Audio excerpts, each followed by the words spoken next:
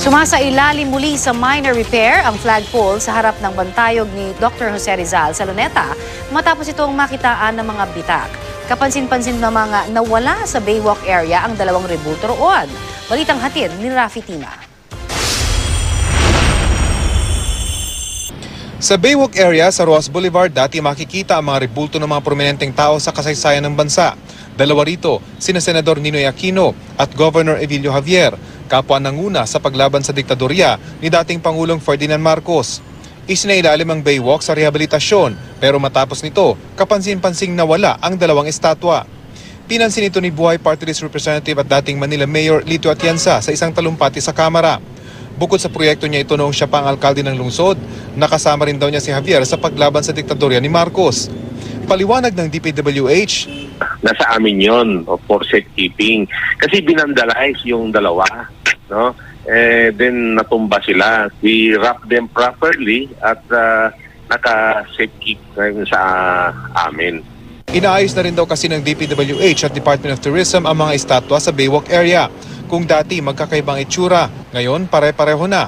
Ang problema, hindi raw agad na-identify ang lugar kung saan ibabalik ang rebulto ni Ninoy at Javier.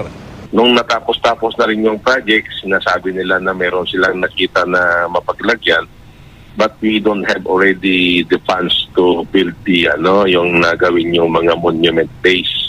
So we requested for the funds. Aminado ang DPWH, hindi na ito aabot sa death anniversary ni Javier at EDSA People Power Commemoration sa February 25. Bagamat halos tapos na, tuloy-tuloy pa rin daw ang rehabilitasyon nitong Baywalk area dito sa Roas Boulevard. Hindi man masabi kung kailan maibabalik, kaya kumanong kasama na ang mga estatwa ni Ninoy at Governor Evilio Javier sa magiging permanenteng bahagi ng paboritong pasyalang ito. Kasabay nito, sumasailalim muli sa minor repairs ang minsay pinakamataas na flagpole sa Asia, ang flagpole sa harap ng bantayog ni Gat Jose Rizal. May nakita raw mga crack dito.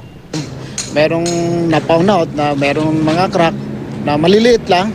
So inaaral din namin ngayon yan kung ano yung mga dapat namin ilagay, superficial lang.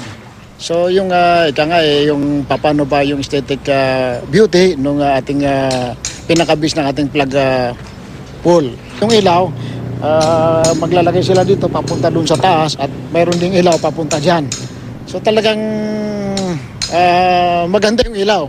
Nagkakahalaga ang proyekto ng 1.3 million pesos at matatapos sa katapusan ng Pebrero.